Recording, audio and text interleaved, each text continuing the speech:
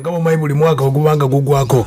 omukulu gwe bayita Bebe Cool asobola okubatenga atula nasobola okubatenga abasinga bagamba nti lwafuuka luyimba lwe lugulawo omwaka Bebe Cool list kubanga buli omu gyayogerako buli kiseera kati era n'omwaka 2023 yasobodde okubatenga atema abayimbi abasobodde okubatenga basinze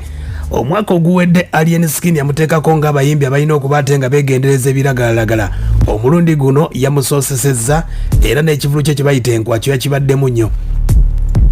Bebe Cool ku lisiti eno yasobodde okubatenga ataddeko abayimbi bangi nnyo ne abayimbi kye neewuunyiza omukulu David Utalo taliiko Spice Dana taliiko Bafik Famaika bali eri wansi oba Bebe Cool ne weebuuza Bebe Cool oba kale omukulu Bebe Cool ye bwe yasobodde okubatenga afunza agamba nti ye abamusingidde nga ye yasookedde ku Alien Skin kutegeeza nti omwaka oguyise yagamba nti Alien Skin bw'ataave ku biragalalagala ayinza okugenda ng'abayimbi tubadde tulabako omwaka guno yamukulembeza nategeeza nti oluyimba lwe bayita pate twayiseeko dda binyuma bitya Clever Jero yakuba oluyimba olw'amaanyi nnyo lwasobola okubatenga lutambuza agamba nti wadde omulenzi ono embeera ye ez'empisa si nnyangu wadde n'akamu naye music wasobodde okubatenga trendinga ne dress code ye oba ennyambala ye abantu basobodde okuba tebajjaniriza bulungi nnyo n'engeri gy'assengamu ebigambo bye n'asobola okubatenga yeewangulidde lisiti esooka Bebe Cool yategeeza nti buli Bebe Cool list ajja muwanga ennyumba naye simanyi mulundi guno ndabye abategeeza nti agenda bawa ku recordinga video nga buli video ate ogisasulira emitwalo ogisasulira $150. Bebe Cool ategeezezza ku nsonga z'oluyimba lwa Alien Skin ku nnyimba ezo agamba nti twayiseeko dda ne pate ezo zibadde major esobodde okubatenga zisingidde ddala okubatenga zitambula mu mabaala ag'enjawulo agamba nti oluyimba lwe bayita Kisunda balumya omutwe yakuba ne Daskatel Ready Fiwo obwenzi amina endala nnyingi nnyo zimujjukiza ennyimba Bebe Cool yakubiranga bakamiliyoni ennyimba nga bali Nairobi eyo nga teerabidde Bobi Wine ekiseera kyabwe nga balina biifu ez'amaanyi Alien Skin ekifaananyi akijjayo bulungi n'agamba nti amulaba nga artist of the year agamba nti mukwano gwe era amwagaliza bisinga namba 2 yagambye nti omukyala gwe bayita Vinka okuvaako mu Swangs Avenue oluyimba Bailando agamba nti lwakoledde ddala bulungi nnyo era ng'agamba nti ye mukyala asingidde era female artist of the year olw'ensonga nti besetize bulungi nga record company yabwe ya Swangs Avenue engeri gye bafulumyamu ennyimba oluyimba lwe bayita Believe Chekecha n'eddala nnyingi nnyo lusobodde okubatenga lumuteeka ku mukyala asinze Namba 3 agamba Dax Vibes ono agambye nti ono nno azze mu kifaananyi ekyokusatu ku namba 3 oluyimba lwe bayita Believe lusobodde okubatenga lumutaddemu agamba yeewunyizza nnyo omulenzi eno olw'ensonga nti amaloboozi ge okuvaako ekamooca abadde tasuubira nti ekamooca waliyo omuntu ayinza okuyimba bw'atyo era ng'agamba nti mu famire y'Abakyagulanyi yeewunyizza nnyo okulaba nga mulimu talenti eno naye yamuwadde namba 3 ku lisiti ye agamba nti Eddie Kenzo balipira boda agamba nti Eddie Kenzo ne style ze yasobodde okubatenga aleeta oluyipa abalipira boda teyeewunyiza wadde n'akamu kubanga lwatambulira ddala ne lutambulira mu audience zonna abawagizi basobola okubatenga baluwulidde bulungi balipira boda ne lusobola okubatenga lwatambudde ne lusobola okuba nga lujja ku namba 4 ku nnyimba ezisinze ku lisiti ya Bebe Cool. Namba 5 Rema Namakula agamba sikya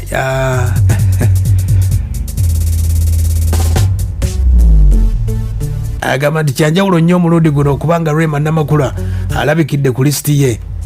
agamba omukyalo ono asobodde okubatenga atoba oluyimba lwe bayita Tonight lusobodde okubatenga mukoledde birungi byereere era amwagaliza omwaka 2024 n'ekivulu kye mwana mulezi gwe bayita Joshua Baraka eyakuba Nana akayimba ako kakolera ddala 2023 agamba yitasuubira nti talenti eno oba eva mu Uganda okusooka we yasooka oluduulira oluyimba luno bwe yakola okunoonyeza n'agamba nti mwana munnayuganda oluyimba olu naluteeka mu namba 6 Yuga Boys bakoze oluyimba lwe bayita Salale oluyimba olu lwanjawulo nnyo agamba nti bakutte namba 7 Omega 256 ono nno muyimbi avaako sajja ye embalala yasobodde okubatenga mu region yasinze okubatenga akikuba agamba yakikubidde ddala bulungi nnyo ensonga zonna ne zijja bwegiti gwe bayita namba 9 yazidde mu 9 abamuyita Virota alina akayimba twafuna ssente risk n'endala nnyingi nnyo. Agamba omulenzi ono ajja n'eddoboozi ery'enjawulo, aleese ebigambo eby'enjawulo, agamba nti akikubidde ddala. Namba 10 tulina omutume gwe bayita omutume Planet eyayimba kyayiwenjayi. Agamba mutandika w'omwaka yaleeta akayimba ke bayita emboozi ya chairman, yaleeta ebigambo eby'enjawulo wadde ng'emboozi ze oba oliawo mwalimu ebigambo ebitali birungi, naye emboozi eyo yatambula ddala bulungi nnyo. Ebigambo eyo kyayiwenjayi omutume Planet naye sobola okuba ate nga lwazze ku listi ya Bebe Cool. Crystal Panda naye yabaddeko ku namba 11 ngagamba nti omulenzi ono asobodde okuba ate nga yesettinga bulungi n'amanya ki kyalina okuba ate nga akola mu kadde akatuufu. Yakubye oluyimba lwe bayita emperene mu kisenge, zisobodde okuba ate nga zamuleese ku listi ya Bebe Cool. Munywanyi we King Sir Nfanfe buli wagenda amuyimbako zaakayo. King Sir agamba nti oluyimba lwe bayita Mane, agamba nti omwaka gwa 2023 King Sir ayimbye oluyimba lumu n'ekitundu, oluyimba lwe bayita Mane, olala olw'ekitundu lwe bayita Ebiseera. Agambye nti alina talenti ebisigadde n'eddoboozi lye eddungi era amwagaliza bisinga. Gravity Omutuju agamba nti okwepiica lusobodde okuba ate nga lutambula eddala omwaka 2023 lusobodde okuba ate nga lumutambulidde bulungi nnyo. Ku nnyimba za gospel zasobodde okuba ate nga asengeka Bebe Cool. Agamba nti mwana muwala ono gwe bayita Gabi Ntate alina oluyimba lwe bayita Cheza,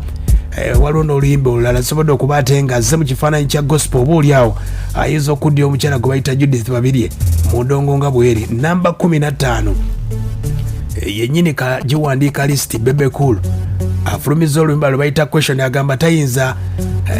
kwerabira biseera byabwe okuli Jose Chameleone, Bobby Wine, Bebe Cool, Juliana Afrigo Band, Maddox n'abalala. Agamba nti endongo yaabwe etambula ddala bulungi era bakyawa bulungi abantu baabwe. Nenga namba 15 abo bonna mwabateeredde, nenga 15 Bebe Cool agamba yagikulembedde. Nena agamba nti abayimbi Chameleone, Bobby Wine, Bebe Cool, Juliana Afrigo Band ne Maddox abawagizi baabwe bakyabatuusaako ekyo baagala, wabula asukulumyemu mbu ye Bebe Cool era aleese oluyimba olw'amaanyi lukoze vidiyo ey'enjawulo. Ensonga ezo ne zitambula bwe zityo. Agamba kolabo ezisinze esobodde okuba ate nga zeetika 2023. Karo Kasita Chekecha, Winnie Nwaj ne Vinka oluyimba olwo. Waliwo oluyimba lwa Karo Kasita ne Gravity nalwo lutambulira ddala. Figaza ne Chameleone ke bayita Banana, Fik Fameka bwe Papa ne Shiba, Atman Doki Didai ne Shiba katambulira ddala bulungi. Ava Peace agambye nti Fefe Busi Pretty ne King Sir, Joey Landa, Sugar Dada oluyimba olutambulira ddala. Omukulu we bw'asobodde okuba ate nga asengeka ebigambo bye, omukulu Bebe Cool bw'asobodde okuba ate nga asengeka ku bintu by'ennyumba tayogeddeeko wano, naye nga ali ategeeza buli mwaka ajja kuba ate nga buli muwanguzi amuwa ennyumba, naye omulundi guno ategeezezza